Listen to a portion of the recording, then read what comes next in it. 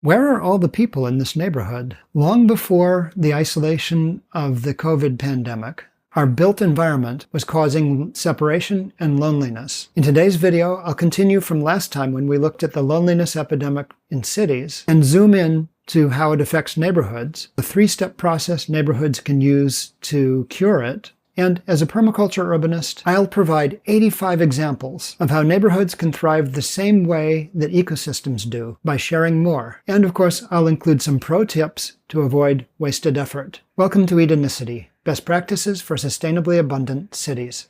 I think we're all aware by now that loneliness can be deadly. In July of 1995, for example, a heat wave hit Chicago and claimed over 700 lives. A forensic analysis over the course of several years determined that there were more heatwave deaths where people were afraid to leave their homes and reach out to each other. This is a horrendous tragedy that is waiting to happen in communities across the world. But the damages of loneliness are not confined to disastrous weather. A 1965 to 1979 study among 6,298 adults found that the least socially connected people suffered 2.3 to 2.8 times more all-cause mortality than the most connected people, meaning the lonelier a person is, the more likely they are to die of a whole variety of causes. So what can we do to stop it?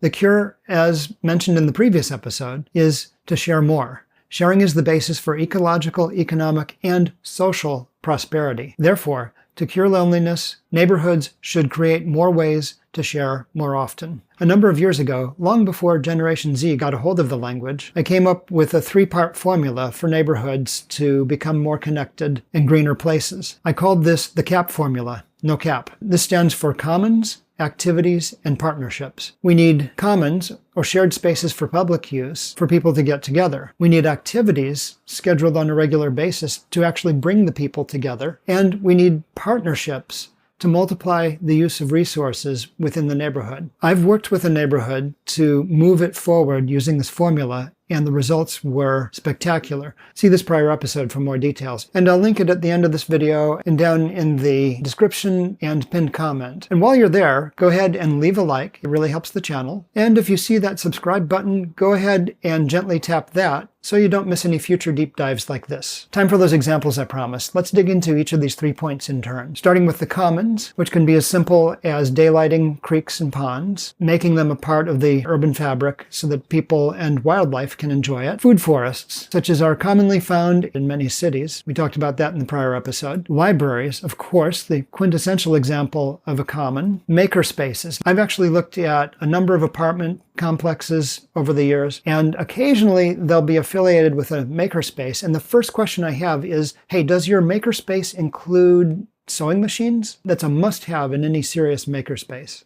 Meeting rooms, of course. Picnic and barbecue areas, natural swimming pools. Well, you could put in regular swimming pools, but the permaculture way is a natural swimming pool where you use natural plantings and aquatic animals to naturally filter, aerate, and clean the water with the assistance of a pump and filter system. These are surprisingly common throughout the world and have a lower overall count of harmful pathogens than many pools that use harmful chlorine. And of course, every neighborhood should have a playground that caters to people of all ages. This should include chinning bars, monkey bars, I forgot to put those in. Balance bars. This is a really big deal for me. The world of balance is just so huge, and it's so often neglected in playground and exercise equipment. That's a pity because it's the perfect activity to do while you're resting between sets of calisthenics. And where space allows and budgets maybe are tight, another possibility is outdoor natural playgrounds. This is a picture I took from the Sharon Woods Metro Park in Columbus, Ohio. About a 1 square mile patch of forest with trails, including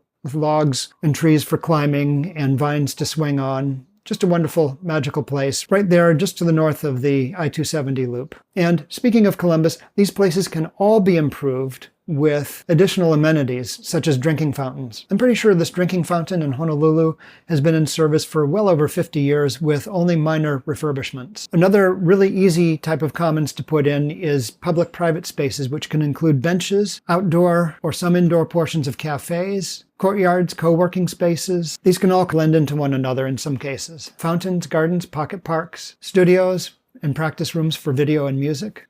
and theaters for live events, video, perhaps even gaming events. A couple of pro tips for building really useful commons are, first of all, to get resident dialogue early and often during the development phase. And second, in some cases, you can have pop-up events to test new uses for a space before you devote time and money to building a permanent installation. Let's turn to activities. In Bexley, Ohio, every year there's a neighborhood triathlon, seen here in a dramatic reenactment. But many other types of athletics are possible, from soccer or pickleball leagues to ultimate frisbee, you name it. There's numerous possibilities for athletics. Classes for art, bicycle maintenance, dance, first aid, gardening, gymnastics, home repair, language, music skills, outdoor skills, and of course neighborhood cleanups. One lesson from my life is that it's much better to organize a neighborhood cleanup than for kids to spontaneously just start picking up litter around the neighborhood. If neighbors don't know them well, I've found that people tend to assume the worst and discourage them from that sort of activity. But if it's organized with lots of advance notice, especially if coordinated through the city, these can be very successful events. We had several of them in Bloomington, Indiana, where I used to live.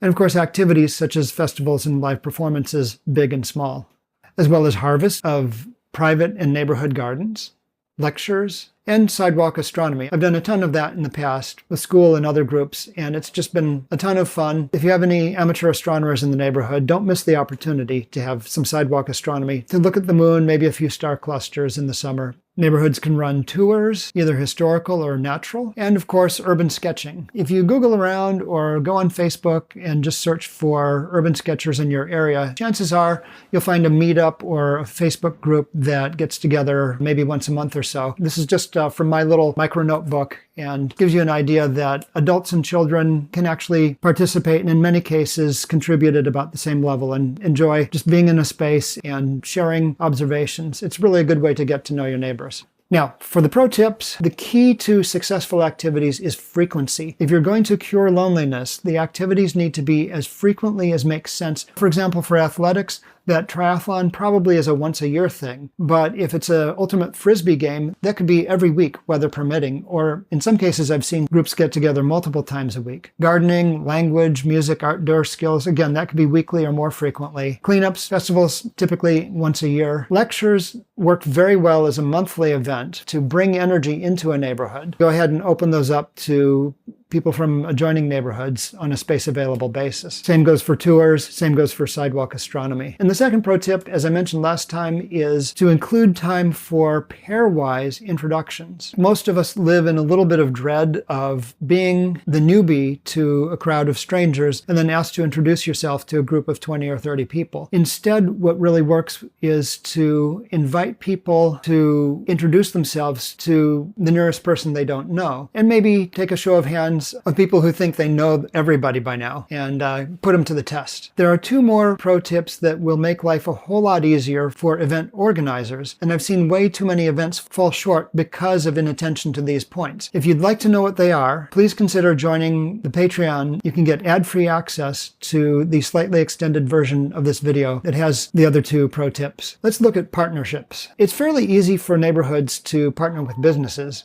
Back when I lived in Bloomington, Indiana, there was an ice cream shop that had neighborhoods apply for a free ice cream social kit that they would send out to neighborhoods that would include a few gallons of their ice cream. This was always a big hit with our 4th of July neighborhood celebrations. And it would be the sort of thing that is so easy to combine with, for example, a harvest of local fruit trees. Other businesses that would be eager to partner with neighborhoods might include bike shops, care homes, and bakeries. It's also a really good idea to partner with governments. Your local, city, state, and even national government may have grants and direct assistance available for neighborhood development. And your first responders, especially your police force, may have ongoing community outreach programs as well. When I was growing up in Honolulu, the Public Works Department actually conducted tours of the forest watershed, which needed to be protected and conserved in order to maintain the quality of our water supply. So government is a tremendous resource to reach out to and co-develop with neighborhoods. So neighborhoods should not hesitate to reach out to government offices to develop their commons and activities to cure the loneliness epidemic. But partnerships can also include nonprofits, including charities, churches, civic groups, land trusts, membership organizations, neighborhood associations, sports clubs, volunteer and youth groups. In my experience, these are all great, and it's really helpful if your organizations, especially church groups, have been founded with a service purpose. If you go to one of their meetings and they're always talking about and actively involved in service to the community, this is a really good organization to partner with. The UU Church of Bloomington, Indiana, for example, was founded with the specific intent in the 1950s